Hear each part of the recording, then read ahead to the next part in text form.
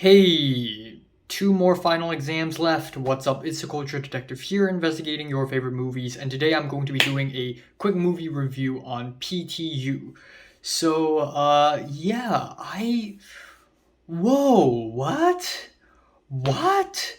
What? So I know for a fact that this movie review, this video will not get a lot of views because not a lot of people are crazy about this film. If you're a huge Hong Kong movie fan, you probably know this film, but otherwise, you probably don't know. And that's okay, because I just want to talk about how much I fucking love this movie. This movie blew me away. I didn't plan to review this movie at all, by the way. I didn't plan it at all. But if you know the rule that I set for myself earlier in this year, which is I will not review a movie unless it came out recently in the same year, or if it's really fucking bad, or if it's really fucking good. PTU falls in the third category. I totally did not expect this to be this good. So PTU is a 2003 Hong Kong movie directed by Johnny To, and Johnny To is one of the most well-known and successful directors in Hong Kong. He is basically the Tarantino of Hong Kong, or I guess that wouldn't really do him justice. I guess he is the David Fincher of Hong Kong, except instead of making mystery thrillers, he makes police crime thrillers. That's his thing. Police crime thrillers. And so a couple years ago, I watched my first Johnny To film, and I believe also a lot of people's first Johnny To film because it's his most popular, and that is Election. And I didn't like it. I gave it a 6 out of 10. I thought it was very overrated. The characters are so boring. The story is very drab. I just thought it's not really all that great. And so after hearing so many people talk about how amazing Johnny To is, I'm like, fine. So I planned to watch more Johnny To films. And the first one is PTU, which I watched yesterday. I spent half an hour trying to look for the movie in Cantonese dub, in the original language, because so many websites all over the internet only show PTU in Mandarin, which is stupid. It's stupid to watch a Hong Kong movie in other languages other than Cantonese. Cantonese is integral to the Hong Kong movie experience. But anyways, I watched it and holy shit, it is fucking amazing. It blew my mind. So PTU is very short. It's only 88 minutes long and it takes place during one night. It's just one of those one crazy night movies where the entire story takes place over the course of a few hours on the same day. So essentially, PTU stands for Police Tactical Unit, and one of the policemen, played by Lam Su, the fat guy, Lam Su, he got mugged by four, low class gangsters, triad members. He got mugged, and they stole his gun.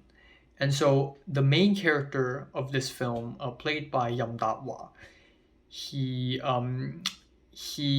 instead of reporting this incident to the authorities and the police, he made a promise to find the gun back before 4 a.m. After 4 a.m.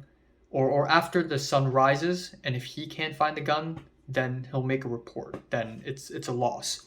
So throughout the whole film, we see the main character chasing after gangsters, going from clue after clue after clue after clue just for one gun. And that's basically the movie. It's really simple, it's really straightforward, it's really effective. Right off the bat, you don't necessarily root for anyone, but given that one of the characters got mugged in the beginning of the film, you kind of root for him, and so you sort of see the whole thing unfold. And of course, the movie isn't as simple as that. The more the policeman, the main character, looked for the gun, the more he unfolds about the world of crime organizations in Hong Kong.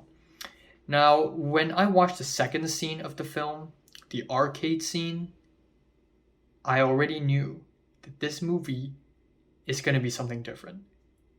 I already knew this is unlike any other police crime dramas I've ever seen. So I'm not going to spoil what happened in this scene, but just to get you a vague idea of what happened. So the main character went into an arcade game center to look for a few members of the gangsters playing an arcade game. And the boss of that little clique is the younger brother of a more powerful person who is responsible for stealing the gun. And so the main character took one of the lackeys, one of the cronies, one of the little guys, took him to the side and started slapping him again and again and again and again and again. And even when the camera moves away from that, you can still hear the constant slapping. It becomes almost a soundtrack, and it goes on for like minutes. And so their little boss, the boss of that little clique, was forced to make phone calls.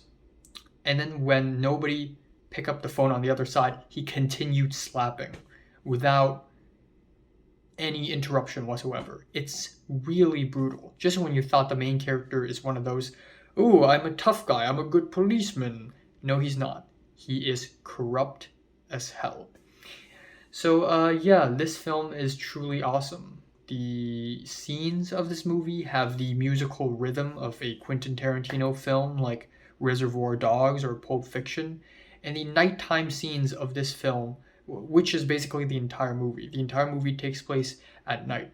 The cinematographer for this film is actually the one and only Zhang Xiukeng, who is the Roger Deakins of Hong Kong. And his nighttime cinematography in this film is absolutely amazing. I know that there are a lot of great movies out there set in Hong Kong at night and it looks really nice and beautiful, but this movie takes it to a whole nother level. And a lot of the times this movie used only wide shots, and also a lot of the times the movie is almost pitch black, like everything's black, but then you see things being lit in a very dim way, and because of the anamorphic lens, every single bit of light has a lens flare.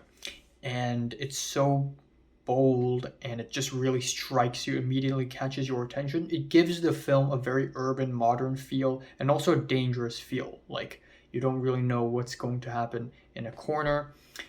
And also the way this film is shot and the way the whole movie takes place at night, it makes Hong Kong feel like a dirty Sin City where the sun never rises.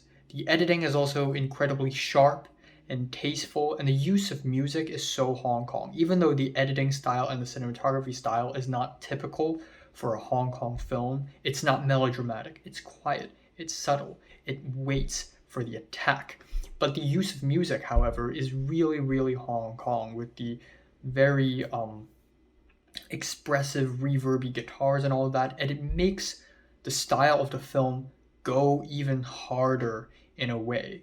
The use of sound in this film is truly amazing because a lot of the times it's very quiet and then suddenly it's very drony. Even in scenes where nothing is happening, you hear weird humming noises in the back, probably from like a fan from a factory or some industrial sound or very far away, a club blasting music, but very far away, very muffled, and it's always in the back, and it makes the movie so unsettling. And Lam Suit is amazing in this movie. He is so entertaining. He steals every single scene he's in. In the beginning, in the first scene, he is sort of this, sassy boss guy, and then he gets mugged. And then from here on out, he's kind of like an underdog who tries his best to pretend to be calm and collected, but really in the inside, he's fucking panicking. And you can really tell, and he's so damn entertaining. The blocking is so good. You can't talk about Johnny To without talking about his blocking style, because Johnny To's really, really well known for his blocking style. There are a lot of scenes where there are like 9-10 characters, and they all stand in a very particular way. It really reminds me of you. It really reminds me and you, if you watch the movie, of the amazing blocking of Kurosawa. And that's very much true because Kurosawa is Johnny To's favorite director, or at least one of his favorite directors. But anyways, I love the story of the film. It's simple, it hits hard, and it's really restraint. You'd think of a police crime drama from Hong Kong would be gunshots and explosions nonstop, but no, a lot of the times it's just characters looking at each other in a very cold-blooded and ominous manner. People walking by, and you start to think, holy shit, hold on, is that person involved in this or not? And you start to raise your eyebrows. That's the whole movie. It's the suspense, it's the tension, it's the unspoken sharp tension between all the characters and location. And every single character in this movie is either a dog, a pig, or a sheep. There are no good characters. They all suck. They're all vile, evil. Most of the gangsters are sheep. They all work for someone higher up. They're all soulless lackeys. And then there are tons of pig characters. They don't care about being the police. They just want to beat people up, and they just want to get the money. And then there are dogs. They enjoy being police because they enjoy beating people up. They enjoy the brutality. They enjoy being powerful. And that's it. Every single character is either a dog, a pig, or a sheep.